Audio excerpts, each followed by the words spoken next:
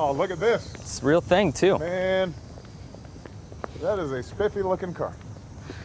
It's they've changed in appearance over the last few years. NASCAR's worked real hard to make them a lot safer. So tell me from soup to nuts, from start to finish, how do you guys start building one of these? You start under the hood. You have all the tubular chassis and everything that's under there.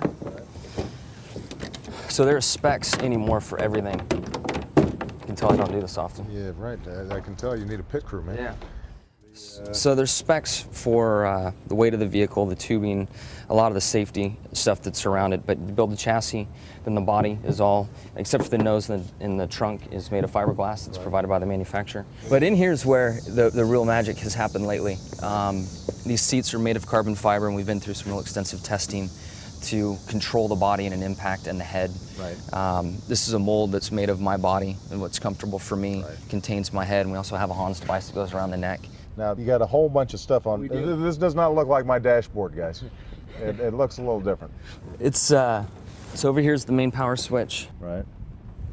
And then the two battery switches here. So we've got two systems of everything in the car, from radio boxes, ignition boxes, and battery circuits as well. Right. It's hard to see in here now, but there's a series of 5 lights, and as the RPM gets close sort of see 'em, to the limit, to the max, yeah. you kind of use the gas and brake to maintain that speed for pit road.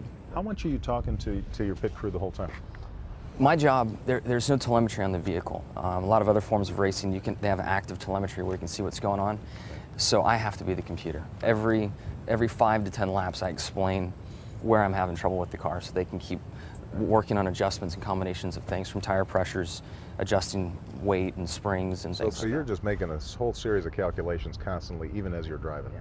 It's like, okay, I feel like left tire's a little off for this or that. The other. Truthfully, you feel like you're complaining all the time because all you're doing is telling them what it's doing wrong. So at the end of the day, when you see each other, you feel bad almost to a certain degree. You're like, man, I've just been complaining all day long to you about this vehicle, and we won, or we had a good day. So. All right, now tell the truth. Do you get tickets? I haven't had one. You've never had a speeding ticket? Is that because the cops, when they pull you over, No, they say, hey, no. Jimmie Johnson? No. And then they start talking to you about racing? I think I'm a good spokesperson for this. I'm able to get out my aggression on the track and keep it off the streets. I'm not pulling your leg. Now I say that and I'll go get a ticket or denied on my way home. You want to start it up? Come on, let's do that. I'll make sure we get some throttle to it.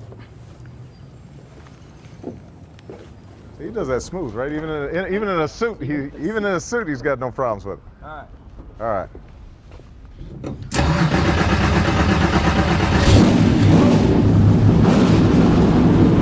I'm talking about.